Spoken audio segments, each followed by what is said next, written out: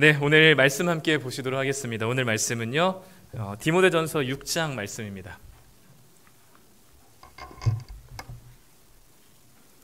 신약성경 347페이지에 있습니다. 342페이지에 있습니다.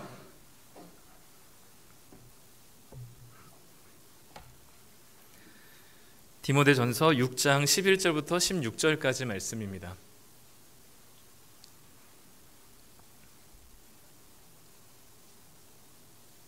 네, 신약성경 342쪽입니다. 디모데전서 6장 11절부터 16절까지 말씀.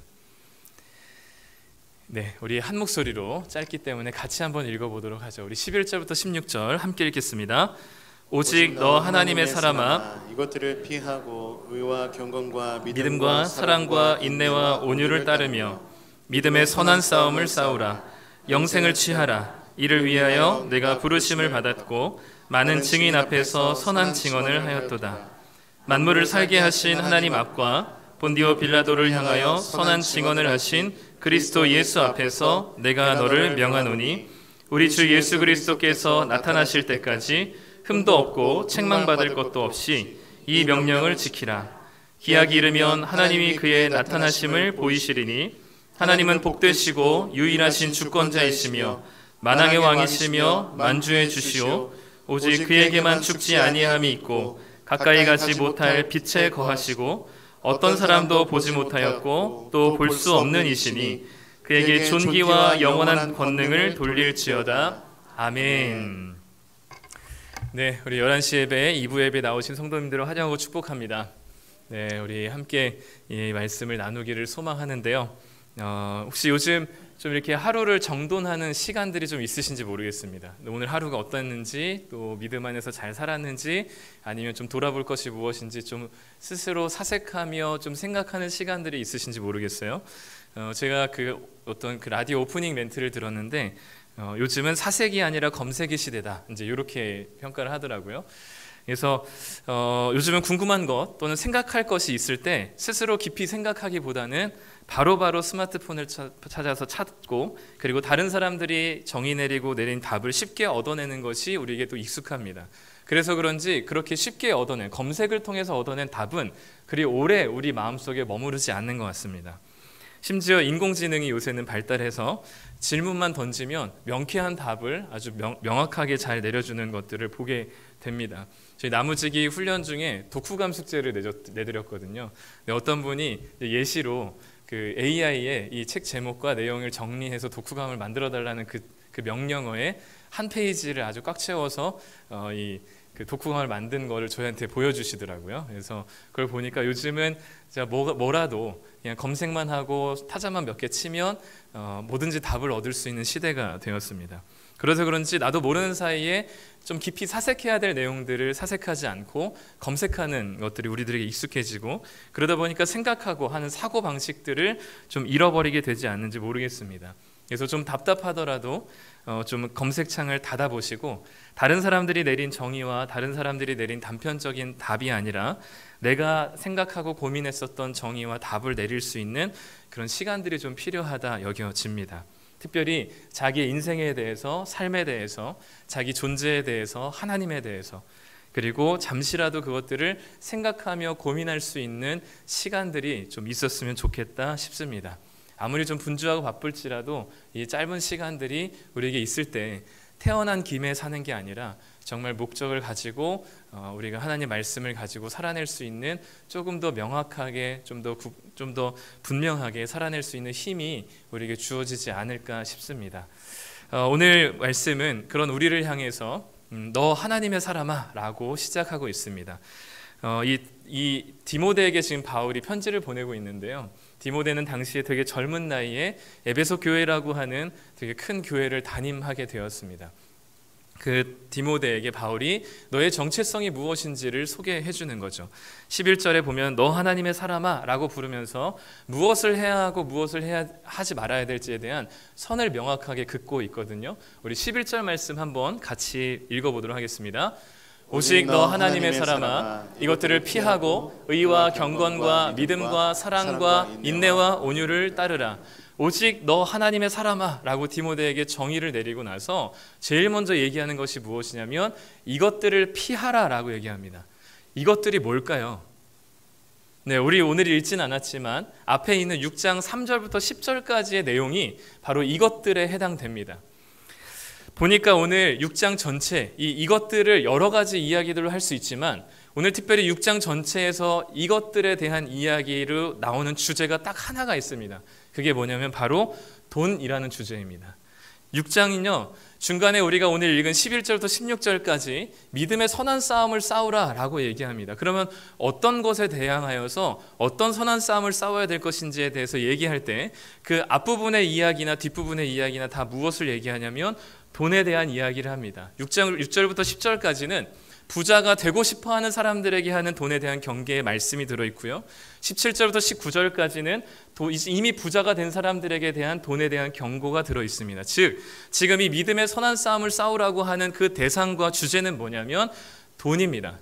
돈에 대해서 어떻게 믿음의 선한 싸움을 싸울 것인지에 대한 이야기가 디모데전서 6장 말씀인 것이죠. 그래서 오늘은 우리에게 가장 밀접하고 그리고 가장 애매하기도 하고 가장 중요하게 여겨지는 돈에 대한 이야기를 좀 나누려고 합니다. 돈은 참 어려운 주제입니다. 돈을 생각하시면 원수 같으신가요? 흐뭇하신가요? 돈을 생각하시면 좀 미소가 지어지시나요? 아니면은 원수같이 여겨지시나요? 돈이 있으신 분들은 좀 흐뭇하실 것이고요. 돈이 없으신 분들은 왼수 같으실 것입니다. 뭔가 딱 단정 지을 수는 없지만 적어도 돈에 대해서 성경 말씀에서 보여주는 인식과 방향성이 좀 있어요. 근데 우리가 생각하는 것보다 훨씬 더 돈에 대한 위험성을 강력하게 경고하는 게 성경 말씀입니다. 하나님을 그 어떤 존재도 하나님과 대항할 수 있는 존재가 되지 못합니다. 그런데 유일하게 예수님께서는 하나님과 재물을 겸하여 섬길 수 없다 말씀하시면서 하나님과 돈을 거의 하나님의 대척점에 있는 것처럼 하나님과 거의 동급과 준하는 것처럼 그렇게 설명을 하고 계시는 거죠. 이 돈이라고 하는 것, 재물이라고 하는 것은 시대를 완전히 초월합니다. 몇 천 년 전에도 돈 때문에 전쟁을 하고 살인을 하고 시기하고 질투하고 갈등하며 갈라지고 그 돈이 있느냐 없느냐가 성공과 실패의 기준이 되었습니다. 이것은 지금까지도 계속해서 유지되어 있고요.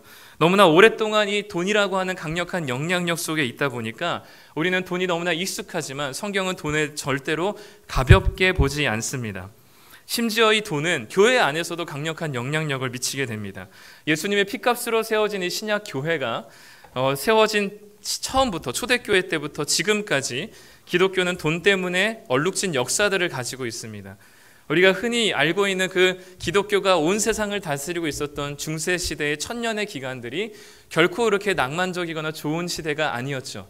그 교회가 가장 앞장서서 돈과 권력에 심취하여서 어두운 시대를 걸어갔던 곳이 바로 중세시대의 천년입니다. 지금도 한국 교회는 이 돈 때문에 몸살을 앓고 있습니다. 목회자가 돈 때문에 타락하고 돈 때문에 성도들이 마음 상하고 서로 갈라지고 교회가 쪼개어지고 장로나 권사 임직을 받을 때도 무언가 돈을 내야만 얼마를 내야만 직분을 받을 수 있고 11조를 내지 않으면 지옥 간다는 이야기를 서슴지 않게 하는 것이 한국 교회의 현실입니다.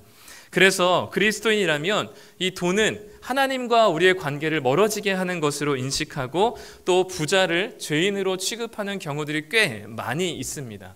사실 저도 아직까지 부자인 그리스도인들을 보면 좀 부정적인 인식들이 본능적으로 나타납니다. 근데 다행히도 저희 교회에는 부자가 없으시더라고요. 네. 제가 얘기하는 부자는 그냥 뭐 차 한 대 있고 뭐 차 있고 집 있고 중산층을 얘기하는 게 아니라 정말 큰 부자들을 얘기합니다. 부자들이 저 재산과 더 돈을 정말 하나님이 원하시는 방식대로 합당하게 정직하게 벌었을까? 그리고 그것들을 합당하게 잘 쓰고 증식하고 있는가? 라는 질문에 저는 여전히 꼬리표를 던지곤 합니다. 이런 제가 옳다는 게 아니라 저마저도 그런 생각을 가지고 있는 것 보면 돈에 대해서 교회가 가진 입장은 또 성경이 얘기하는 바는 좀 상당히 부정적이고 돈을 그저 중립적으로 바라보기보다는 하나님과 반대쪽에 있는 어떤 것으로 우리는 인식하게 되는 거죠. 그래서 우리가 교회를 다니면 돈을 굉장히 부정적으로 인식합니다. 인식만. 네, 실제 삶은 돈을 굉장히 바라고 있죠. 그런데 반대로 돈이라는 것이 진짜 그렇게 부정적이만 할까요? 성경에 보면 예수님께서 젊은 청년, 예수님에게 영생을 얻기 위해서 뭘 해야 될까요? 라는 청년에게 너 가진 것을 다 나눠주고 나를 따르라라고 얘기하시고, 이 예수님을 만나서 변화된 삭개오가 자신의 재산의 절반을 나눠주고, 그리고 자기가 잘못 벌어들인 수입들은 4배를 붙여서 갚겠다라고 얘기하면서까지 예수님을 따르겠다 말씀했던 그 구절들은 우리를 상당히 불편하게 합니다. 아니, 이렇게까지 해야 되나? 돈을 이렇게까지 다 주면서까지 예수님을 따라야 되나? 그런데 이 돈이 그 정도로 성경에서는 부정적인 인식으로 여겨지는데, 정말 그 돈이 그렇게 부정적이기만 할까? 혹시 정말 끼니를 걱정하면서 그렇게 가난한 시절들을 겪어보시는 성도님들이 계실 겁니다. 당장에 거처가 없어서 며칠은 이 집 또는 며칠은 저 집을 옮겨 다니면서 불안하게 살아보셨던 성도님들이 계실 겁니다. 언제 떠나야 할지 몰라서 짐을 다 풀어놓지 못한 채 그렇게 불안한정한 시기를 살아냈던 성도님들이 계실 겁니다. 당장에 학비가 없어서 또는 했던 사업들이 부도가 나고 빚을 지기 시작하고 그 빚이 감당되지 않을 만큼 몰려와서 이 정말 돈이라면 이가 갈릴 정도로 가난한 그 시기들을 겪어보셨던 성도님들이 계실 겁니다. 그런 성도님들에게 쉽게 가난은 축복이라고 말하는 것은 할 수가 없는 일인 것 같아요. 그런 분들에게 그 가난을 통해서 하나님께서 무언가 뜻이 있겠지라고 얘기하는 것은 또 다른 폭력처럼 여겨집니다. 그런 분들에게 돈은 하나님께서 원하시지 않는 것이니까 그렇게 가난한 상태가 좋다라고 얘기하던가, 그것을 통해서 하나님께서 너를 단련하시고 뭔가 성숙하게 하실 것이라는 그런 마음 좋은 이야기를 하는 것은 별로 큰 도움이 되지 않아 보입니다. 저도 이렇게 그 집을 거처가 없어서 이렇게 몇 번 옮겨 다녔던 기억들이 있습니다. 제가 고등학교 때 이제 이혼하고 기숙사에 들어간 다음에 그 대학교를 이제 입학하면서부터 이제 기숙사에 다니지 못하고 이제 기도원에서 한 2년 정도를 이제 통학을 했습니다. 근데 기도원에서 또 무슨 일이 있어서 기도원에서 쫓겨나게 되어서 어떤 교회에서 또 한 6개월을 머물고, 그 시골 교회에서도 또 쫓겨나게 되어서 또 어떤 가정집에 또 2달 정도 얹혀 살게 되었습니다. 그 사이에 저도 미쳤든지 선교단체에 들어가가지고 해외 선교를, 단기 선교를 갔다 왔는데, 공항에 마중 나오신 어머니가 머물고, 제가 이제 선교를 떠나기 전에 머물렀던 집이 아니라 다른 곳으로 또 가시더라고요. 그러니까 제가 없었던 그 또 짧은 2주 시간에 또 거처가 옮겨지고, 그러니까 짐을 완전히 풀 수 없는 그런 시절들이 20대 초반에 그렇게 있었습니다. 늘 마음이 안정적이지 않고 불안한 상황 속에서 하나님이 그 기간들을 어떻게 잘 만들어 가실 거야, 아니면 성숙하게 하실 거야, 아니면 그것이 너에게 오히려 큰 은혜와 축복일 거야 라고 얘기하는 것은 그다지 좋은 이야기가 아닌 것 같습니다. 정말 그 가난을 통해서 하나님밖에 없다고 고백하고 하나님을 의지하고 하나님께서 우리를 다듬어 가시던가요? 정말 하나님은 그 가난과 돈이 부재한 상황 속에서 정말 뜻하지 않은 도움의 손길들을 우리에게 허락하시나요? 그 잠깐의 도움의 손길들이 끝나고 나면 또다시 찾아오는 이 가난이라는 지긋지긋한 이 상황들이 얼마나 사람을 비참하게 만들고 무기력하게 만드는지 혹시 아시는지요? 영화 기생충에서도 보듯이 오히려 부자가 더 넉넉하고 더 마음 씀씀이가 여유롭고 매너 있고 상식적인 모습을 볼 수 있습니다. 가난과 함께 따라오는 친구들의 일은 결코 성숙, 믿음 이런 것들이기보다는 가난과 따라오는 이 감정들은 외로움과 그리고 한숨, 절망, 피눈물, 무기력함, 삐뚤어진 성격들이 가난과 함께 따라오게 됩니다. 가난은 사람을 비참하게 만들고 궁핍하게 만들어서 그 있었던 생존을 위한 처절한 요구 속에서 인간성마저도 자기를 파괴하게 만드는 게 가난입니다. 가난이 더 힘든 이유는 미래가 보이지 않기 때문인 거죠. 내가 지금 열심히 일해도 무언가 미래가 나아질 것 같지 않아 보이는 절망 속에 지금 살아낼 수 있는 힘과 용기가 발현되지가 않는 겁니다. 내가 열심히 일을 해도 이것이 나아질 거란 기미가 보이지 않을 때 사람은 지금 현실을 완전히 무너뜨리게 되는 것이죠. 얼마 전에 올리버 앤선이라고 하는 한 무명 가수가 있었습니다.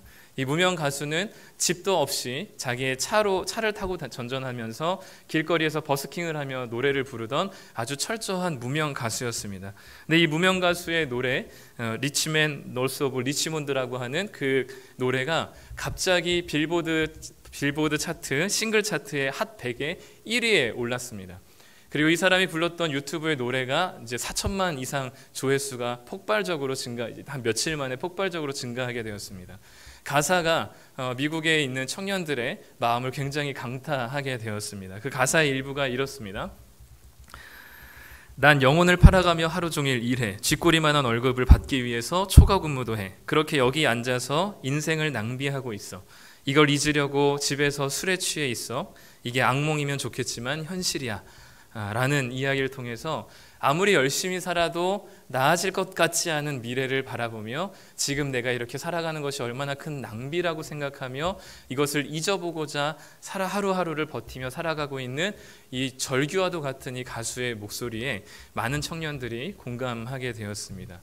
보면서 저는 이 선지서에 나오는 선지자의 목소리와도 같다는 느낌이 많이 들었습니다. 요나서나 또 기타 예레미야나 에스겔을 보면 정치인들을 향한 또 종교 지도자들을 향한 하나님의 그 매서운 심판의 메시지가 바로 이 노래 속에 담겨 있다 여겨질 만큼 그렇죠. 그렇기 때문에 돈이 성경에서는 좀 다소 부정적으로 표현된다 할지라도 우리 현실적으로 봤을 때 돈을 그렇게 또 부정적으로만 볼 수 없는 게 사실입니다. 오늘 말씀도 돈 자체를 우상 취급하거나 돈 자체를 부정적으로 말하지는 않습니다. 그런데 가난하다는 것은 너무 힘들고 어려운 일이지만 그럼에도 불구하고 본질적으로 우리 마음에 돈을 사랑하고 돈을 탐하고 돈을 갈구하고 이 돈을 포장하고 싶은 본성에 대한 문제를 이야기하고 있습니다. 돈 자체를 이야기하기보다는 우리 안에 원죄로부터 시작된 본성이 돈을 발견하면 그 돈을 향한 쫓아감과 달려감이 하나님을 향한 것보다 훨씬 더 커져버리는, 그게 뭐 어떤 개인이라고 할 것 없이, 어떤 부자에게 국한될 것 없이, 어떤 정치인에게 국한될 것 없이 사람이라고 한다면 그 돈을 사랑하고 돈을 갈망하는 그 마음의 본성이 얼마나 가득한지를 오늘 말씀을 통해서는 보여주고 있습니다. 그 어떤 것보다도 돈이 최상의 가치가 되어서 어떤 순간보다도 돈을 선택할 수밖에 없는 인간의 본성이 얼마나 비참하고 얼마나 안타까운 것인지를 보여주는 것이죠. 거기에 더해서 하나님의 사람이라고 불리는 그리스도인들조차 돈과 하나님을 선택해야 되는 그 순간들에 하나님을 선택하기보다는 돈을 선택하고 자신이 돈을 선택하는 것들을 어떻게든 믿음으로 포장하기 위해서 경건이라고 하는 아주 잘 포장된, 하나님이라고 하는 잘 포장된 이름 아래에 그 자신의 욕망과 돈을 향한 탐심을 숨겨놓고 있는지를 바울이 아주 잘 고발해주고 있습니다. 오늘 우리가 읽진 않았지만 11절에서 너 하나님의 사람아 이것들을 피하라 라고 할 때 거기에 포함되는 이것들에 해당되는 가장 명확한 구절이 어디냐면 5절 말씀입니다. 5절 말씀을 우리 함께 같이 읽어보도록 하겠습니다. 시작. 마음이 부패하여지고 진리를 잃어버려 경건을 이익의 방도로 생각하는 자들의 다툼이 일어나느니라. 여기서 주목할 문장은 경건을 이익의 방도로 생각한다는 겁니다. 즉 신앙을 자신의 물질적인 이익을 위한 수단으로 사용한다는 것이죠. 하나님의 이름이라고 하고 하나님 나라를 위하고 하나님 영광을 위하고 하나님께 헌신하기 위해서 이번 사업이 잘 되어야만 합니다. 하나님을 위해서 우리 자녀가 합격해야만 합니다. 하나님 나라를 위해서 우리 집값이 올라가야 한다는 하나님이라는 이름을 걸치고 있고 신앙이라고 말은 하지만 그 안에 깊은 곳에서는 돈을 향한 탐심과 탐욕이 가득 들어있는 우리들의 잘 보이지 않는 회칠한 무덤과 같이 끄집어내지 않으면 나오지 않을, 우리조차도 스스로 속이고 살아가고 있는 하나님께 신앙이라고 말할 수밖에 없는 그런 우리 그 신앙의 아래에 숨겨진, 경건에 숨겨진 그 우리의 물질적인 이익을 탐하는 돈에 대한 우리 사랑하는 마음들이 우리 안에 가득하고 있다는 사실을 바울이 보여주고 있는 거죠. 바울은 지금 하나님의 사람 디모데에게 그 신앙으로 돈 장사하지 말 것을 강하게 경고하고 있습니다. 근데 우리는 늘 이렇게 하나님을 이용해서 신앙을 수단 안에서 교묘하게 우리의 돈에 대한 탐심을 감춰놓습니다. 돈이 아니라 하나님, 진짜 하나님을 위한 명목으로, 하나님 나라를 위한 것으로 우리가 선택하고 결정하는 것, 쉬운 일이 아닙니다. 우리가 돈을 포기하고 하나님을 선택하는 것 쉬운 일이 아니듯이, 또 하나님이라는 그럴싸한 포장이 아니라 정말 내 마음이 하나님 나라를 위한 것인 그런 거룩한 소명과 동기를 가지고 선택하는 일들은 굉장히 어렵습니다. 그래서 오늘 말씀에서도 이 돈을 선택하지 않고 하나님을 선택하는 것이 얼마나 힘든 것인지를 싸움이라고 표현하고 전쟁이라고 표현할 정도입니다. 이 싸움은 아주 치열하고 진중하고 목숨을 걸어야 할 만큼 굉장히 긴박한 일입니다. 그러나 이 싸움은, 이 전쟁은 선한 싸움입니다. 그리고 보이지 않는 믿음을 추구하는 싸움입니다. 우리 믿는 자들에게 또 한 가지 유혹이, 돈에 대한 노골적인 유혹도 있지만 또 한 가지 유혹은 뭐냐면 내가 가진 것으로 내 신앙의 옳음을 증명하고자 하는 유혹들이 우리에게 늘 있습니다. 힘을 얻음으로, 성공함으로, 돈을 소유함으로 내 신앙이 옳았음을, 그리고 내 믿음이 괜찮은 믿음이었음을, 또는 내가 잘 살아왔음을 증명하려고 하는 유혹들이 우리 가운데 있습니다. 실제로 세상의 싸움의 기준은 이것입니다. 가지고 있는 세상에서 싸움은 힘과 권력과 돈과 사람 숫자와 화려한 건물과 규모로 그 위세를 자랑하면서 그것을 가져야만 이 싸움에서 승리할 수 있는 것처럼 말합니다. 힘으로 싸워야 하고 소유로 싸워야 한다고 말합니다. 더 많은 힘과 더 많은 것을 가져야만 그 싸움에서 낙오되지 않고 승리할 수 있다고, 행복하게 살 수 있다고 말하는 것이 세상의 싸움의 기준인 것이죠. 힘으로 상대를 꺾는 것, 그리고 얼마나 많이 가졌느냐로 우리가 옳다는 것이 증명되고 싶어하는 그 유혹이 세상 가운데 널려 있습니다. 그래서 우리로 하여금 이 신앙이라고 하는 것을 빌미로 돈을 추구하는 우상이 우리 안에 이 마음 때문에 자리 잡게 되는 것이죠. 예수님 믿는다면 좀 넉넉하게 살고 평안하고 여유 있게 살아가기를 원합니다. 예수 믿는다면 좀 안 믿는 친구들 보기에 찌질하고 부족해 보이지 않게 좀 돈 때문에 빌빌대지 않는 삶이었으면 좋겠죠. 그래서 좀 예수님 믿으면 하나님께서 이렇게 축복하신다, 복을 주신다고 얘기할 수도 있고, 사람들에게 하나님을 믿는 이유를 보여주기도 쉽고, 교회로 데려오기도 쉬운 것들이 바로 무언가를 가짐으로, 소유함으로, 힘으로 내 신앙을 증명하는 것을 원하는 그런 유혹들 속에 이 돈이라는 것도, 탐심이라는 것도 하나님이라는 이름 아래에 그것을 숨긴 채, 포장한 채로 우리가 하나님이라고 이름하지만 사실은 그 속에서 탐심이 발동되어 있는 겁니다. 그러나 잘 아시겠지만 하나님 나라는 이런 돈의 논리와 힘의 논리와 크기의 논리로 확장되지 않습니다. 하나님이라는 이름을 함부로 자기 욕망에 갖다 붙이지 않으셨으면 좋겠어요. 믿음의 선한 싸움은 그런 싸움이 아닙니다. 오늘 우리가 읽은 말씀에 그 믿음의 선한 싸움이 어떤 성격인지를 보여주는 힌트가 하나 있는데 13절 말씀입니다. 우리 함께 읽어보도록 하겠습니다. 본디오 빌라도를 향하여 선한 영혼을 하신 그리스도 예수 앞에서 내가 너를 명하노니. 바울이 디모데에게 명령하면서 내가 하나님 앞에서 그리고 예수님 앞에서 너에게 명령한다 얘기하는데, 중요한 건 뭐냐면 예수님을 설명하는 부가적인 설명이에요. 수식하는 말입니다. 예수님을 뭐라고 소개하죠? 본디오 빌라도를 향하여 선한 증언을 하신 그리스도 예수라 소개합니다. 그 어디에도 나오지 않는 독특한 예수님에 대한 설명입니다. 본디오 빌라도를 향하여 선한 증언을 하신 그리스도 예수.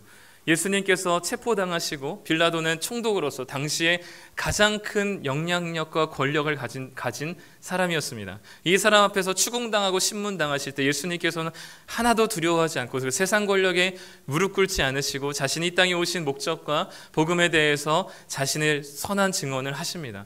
자신이 이 땅에 왜 왔는지 그리고 누구인지를 분명하게 이 빌라도의 추궁과 신문 속에서 설명하게 되죠. 그렇게 예수님께서 자신을 선한 증언, 있는 그대로 자신의 삶을 드러내며 보여주며 자신의 믿음의 선한 싸움이 무엇인지를 설명하고 보여준 그 선한 증언을 하신 이후에 예수님께서는 어떻게 되셨습니까? 세상의 권력 앞에 두려워하지 않으시고 그 믿음의 길이 무엇인지, 자신이 왜 왔는지, 자신이 누구인지를 명확하게 설명하시고 보여주신 이후에, 선한 증언을 하신 이후에 예수님은 무엇을 하셨습니까? 그 선한 증언을 하신 예수님의 결과가 무엇입니까? 십자가 죽음이었습니다. 예수님께서 선한 증언을 하시고 이 세상의 방법과 다른 이 하나님의 방식과 하나님의 말씀을 전하신 이후에 예수님께서 처해지신 결론은 십자가의 길이었습니다. 그 십자가로 이 믿음의 싸움을 하셨고 그 미련하고 어리석은 십자가로 이 싸움을 승리하신 것이 바로 예수님께서 걸어가신 믿음의 선한 싸움이십니다. 믿음의 선한 싸움은 돈 좀 가진 것으로 내가 옳다고 증명되는 싸움이 아닙니다. 그런 세상의 방법과 차원이 다릅니다. 훨씬 힘들고 훨씬 오래 걸리고 미련하게 보이는 것이 십자가의 방법입니다. 예수님께서는 가진 것으로 자신을 증명하기 하기보다는 자기에 있는 것을 내어주심으로 자신을 증명하셨고, 하나님 나라가 어떻게 믿음의 선한 싸움 가운데 승리할 것인지 그 십자가의 죽음을 통해서 진정한 승리의 모습을 보여주셨습니다. 이것이 우리에게 주님께서 요청하시는 진정한 믿음의 선한 싸움인 것이죠. 우리가 부자가 되어서 예수님의 살아계심을 증명하는 게 아닙니다. 우리의 병이 고쳐져서 예수님의 살아계심이 증명되는 것이 아닙니다. 우리에게 주신 모든 것들을 주님을 위해서 내어주고 예수님께서 우리를 위해서 내어주시는 그 사랑의 섬김들이 있을 때, 우리를 통하여서 하나님께서 내어주시고자 하는 그 모든 것들을 물질에 우상되지 않고 돈을 탐하지 않고 정말로 주님의 나라를 위해서 헌신되어진 성도들의 진정한 삶을 통하여서 하나님께서는 당신이 영광 받으십니다. 이것이 바로 십자가로 승리하는 길입니다. 가진 것으로 승리하는 것이 아니라 십자가로 승리하는 믿음의 선한 싸움이죠. 그렇지만 우리는 예수님이 십자가로 승리하셨다는 사실을 믿고 고백은 하지만 내 삶에서 정작 십자가를 짊어져야 한다는 사실은 받아들이려고 하지 않습니다. 예수님께서는 이 땅에 오셔서 로마 황제가 되려고 하시지 않으셨는데 우리는 어떻게 하면 로마 황제가 될 것인지를 계속 고민하며 살아갑니다. 이 양가의 감정들이 양다리를 놓고선 걸쳐놓은 채 우리는 계속해서 살아가니 우리가 다리만 찢어지는 고통 중에 종교 생활을 하게 되는 겁니다.